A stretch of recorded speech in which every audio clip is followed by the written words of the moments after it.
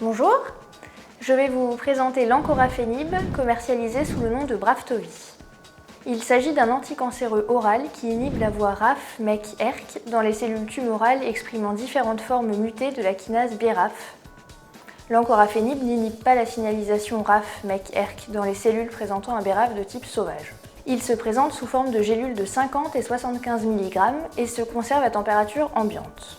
Il ne faut pas déconditionner les comprimés dans un pilulier.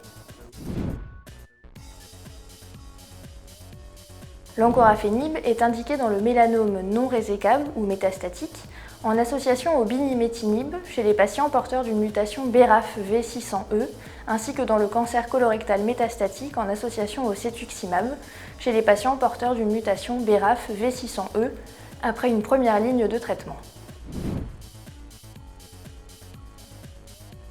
L'encorafenib s'administre en une prise quotidienne à heure fixe pendant ou en dehors d'un repas.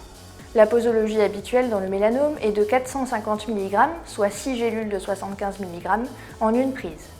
Dans le cancer colorectal, la posologie habituelle est de 300 mg, soit 4 gélules de 75 mg, en une prise. Le traitement se prend en continu. Une adaptation de dose est possible jusqu'à 100 mg à 150 mg par jour, en fonction de la tolérance ou en cas d'insuffisance hépatique.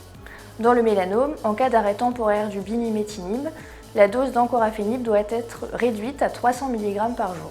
Les gélules ne doivent être ni ouvertes ni dissoutes. En cas d'un retard de prise de moins de 12 heures, le patient peut prendre la dose oubliée. En cas de vomissement, en revanche, il ne doit pas prendre de dose supplémentaire ni doubler la prise suivante. Les effets indésirables les plus fréquents de l'encorafenib sont les troubles digestifs, nausées, vomissements, diarrhée, constipation, aphte, dysgeusie, qui peuvent nécessiter une adaptation de l'alimentation, voire l'utilisation d'antinauséeux, antidiarrhéiques, laxatifs et bains de bouche au bicarbonate de sodium.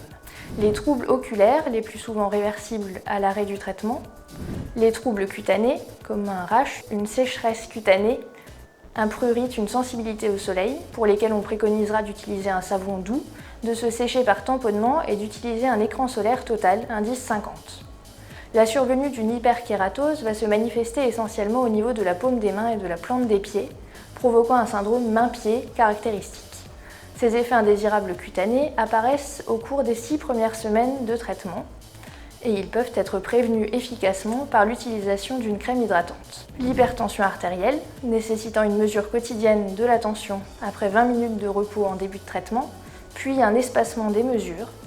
D'autres effets indésirables plus généraux sont possibles avec l'encorafenib, comme la fatigue, les douleurs neuropathiques et les maux de tête.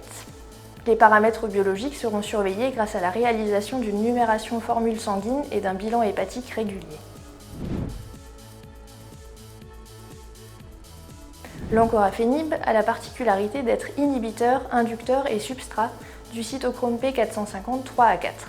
Il est métabolisé de façon importante au niveau hépatique par les cytochromes 3A4, 2D6 et 2C19. Il est également un substrat de la glycoprotéine P et interagit avec de nombreux transporteurs. L'administration de l'encorafenib concomitamment aux inhibiteurs du cytochrome 3A4 risque d'entraîner une augmentation de ses concentrations plasmatiques, pouvant majorer les effets indésirables.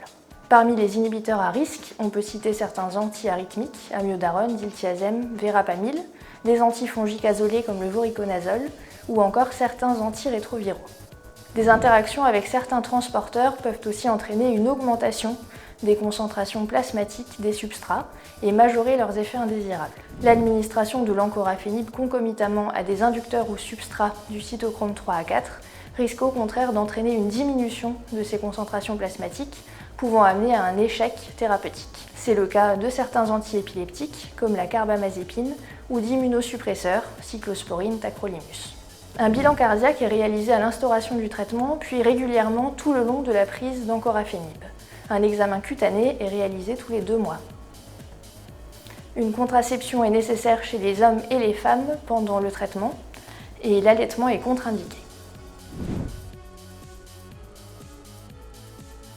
Certaines plantes et certains aliments peuvent interagir avec l'encorafenib au même titre que les médicaments précédemment cités. Ce qui va nous intéresser plus particulièrement, c'est la quantité et la fréquence de consommation du produit.